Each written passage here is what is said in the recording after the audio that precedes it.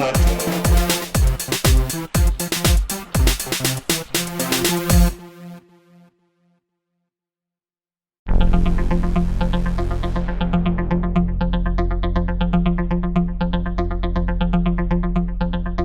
David. I'm Frank. And I'm Alfonso. And we're here today at Hybla Valley Elementary School in the coastal plain region of Virginia. And we couldn't help pass up the opportunity to hang out with these fourth graders on our way to Washington, D.C. So if you're ready to go trekking, While we were hanging out with the kids from Hybla Elementary, they shared some poems, shared some really cool projects. We even tried to stump them with some Trekker trivia. No luck there. And they even sang the Trekker song for us.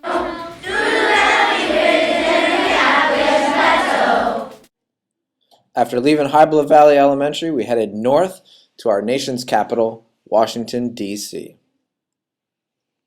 I'm David. I'm Frank. and I'm Alfonso. And we're Virginia Trekkers. And we're today in Washington, D.C. You can see it right behind me. And we're here to learn about famous Americans. There are a lot of really cool monuments behind us, and we're going to go check them out. Well, come on, trekkers. If you're ready, we're ready. Let's go exploring. Let's go! So it's just a short 5-minute walk on the bridge that you see behind us, and our first stop is going to be the Lincoln Memorial. So once we got to the steps of the Lincoln Memorial, it was up to Dave to get Alfonso in the right spot. And once we were ready, it was time to get trekking. Behind me you see the Lincoln Memorial, and there's a statue of Lincoln inside. If you want to see what he looks like, check out our DC podcast. But you also see the Lincoln Memorial on the back of a penny. A couple things you need to know about Abraham Lincoln. One, he was born in a log cabin, and he taught himself how to read. He was also the president during the Civil War, which ended slavery. And of course, you know he was the 16th president. He was a good man, Abe Lincoln. Thanks, Honest Abe. Thanks, Honest Abe. One of Lincoln's most famous actions was the Emancipation Proclamation, which freed Africans from slavery. Here's a small part of the proclamation.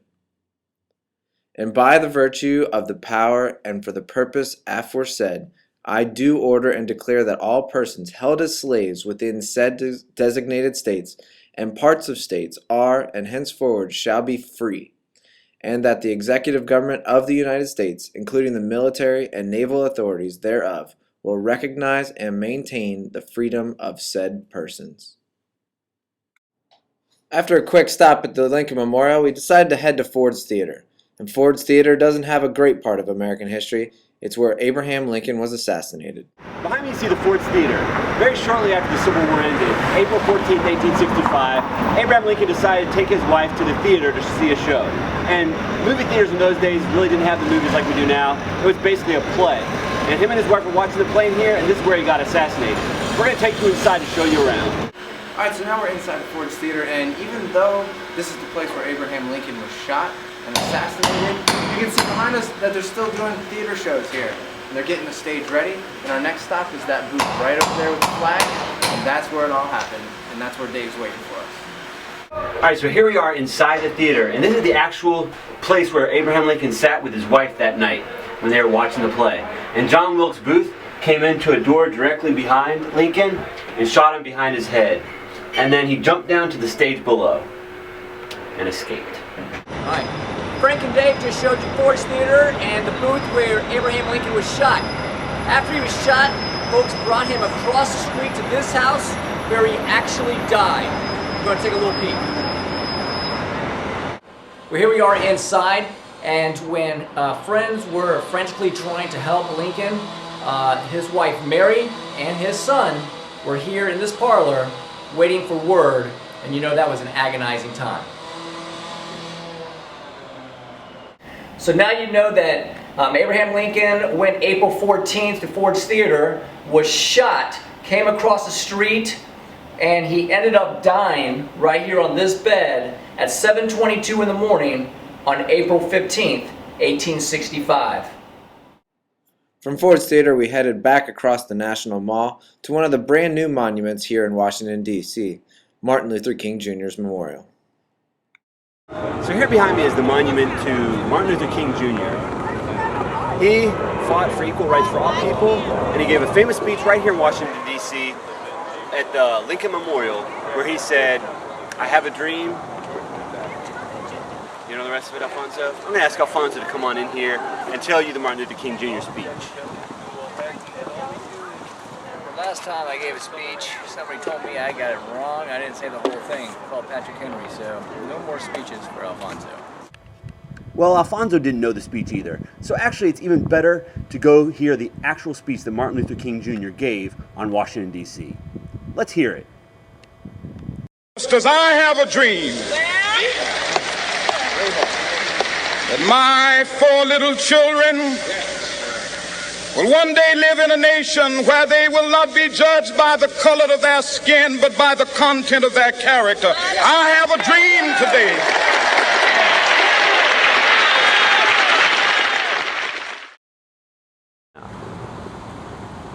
So Martin Luther King was a major civil rights activist, and behind me you can see the stone that is coming out of the mountain, which is why you see engraved out of the mountain of despair a stone of hope. He believed everyone had hope and everyone was created equal, and he worked and worked and worked until he couldn't work anymore to get civil rights. The last stop for this podcast is a short walk around the tidal basin to the Franklin Roosevelt Memorial. Boys and girls, this is Franklin Roosevelt. He was President of the United States. He served a 3-term office, and he was the only president to ever do that.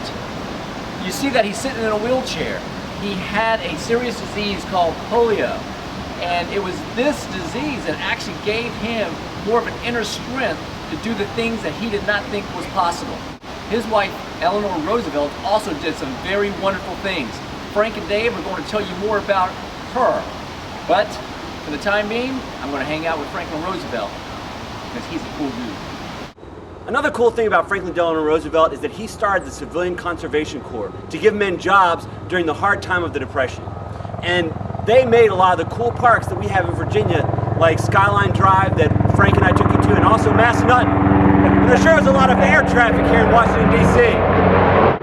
And here's Franklin's famous dog.